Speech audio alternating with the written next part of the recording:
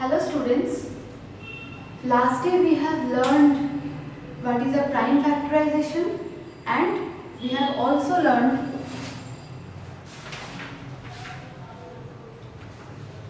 the prime numbers, right, from 1 to 100. So today we will do divisibility rule. So for divisibility rule we have to learn the divisibility rules for prime numbers, right? So we have already learned that these numbers like 2, 3, 5, 7, these all are prime numbers. So generally we use divisibility rules for prime numbers, but also from 1 to 10 we will use divisibility rule for other numbers as well, like 4, then 6, then 9. They are all composite numbers, but up to 1, from 0 to 9 actually we always take the divisibility rule of composite numbers as well. Okay, so today we will learn the divisibility rule of 2, 3 and 4. The next one is 4. Okay, so 2, 3, 4 we will learn the divisibility rule today.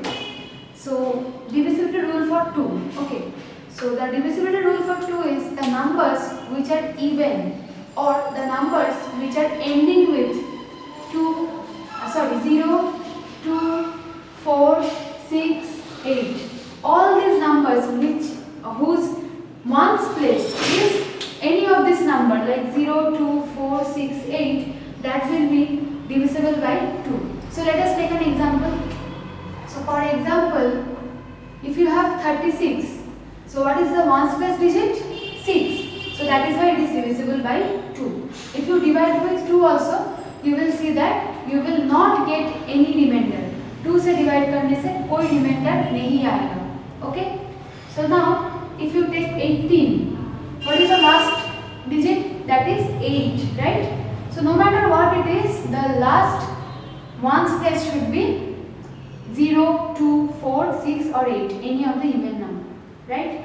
So we can also take 74, then 210, then 1486. Any number you take, just look at the last number. Last digit is 64806. Also if you take 2, like 1222, so last digit is 2. So last digit is, if the last digit is any of these 5 numbers, then we can say it is divisible by 2. So this is our divisibility criteria of 2. Now let us move on to the divisibility criteria by 3. So divisibility by 3 means if you have to first see the digits, and if you add the digits you will get a number which is in the table of 3. So in that case we can say it is divisible by 3. So let us take an example. Suppose we have 210. So if we add all the digits, how much we are getting? 2 plus 1 plus 0 is giving us 2 plus 1, that is 3. Okay. So 3 is in the table of 3. So table of 3 means if you multiply 3 with 1, then 2, then 3, the numbers you are getting like 3, 6, 9, then 3, 4, 12, 3, 5, 15. Any of this number if you get, after adding the digits, that number will be divisible by 3. So let us take a big example now. Suppose we have 1461. So this is a big number. So by simply adding the digits, that is we have 1 plus 4 plus 6 plus 1. So 1 plus 4 is 5, 5 plus 6 is 11, 11 plus 1 is 12. So 12 is in the table of 3, isn't it? So we can say that it is divisible by 3. Also, if after addition you are getting a number that is very big, so in that case also you can add the digits. Just like here you are getting 12. If you add the 2 digits again, 1 plus 2 gives us 3. So unless you are getting 1 digit number, you can keep on adding. So after the last addition, if you get a number that is divisible by 3, then we can say that this whole number, this number is divisible by 3. Okay. So now the next rule, that is divisibility by 4.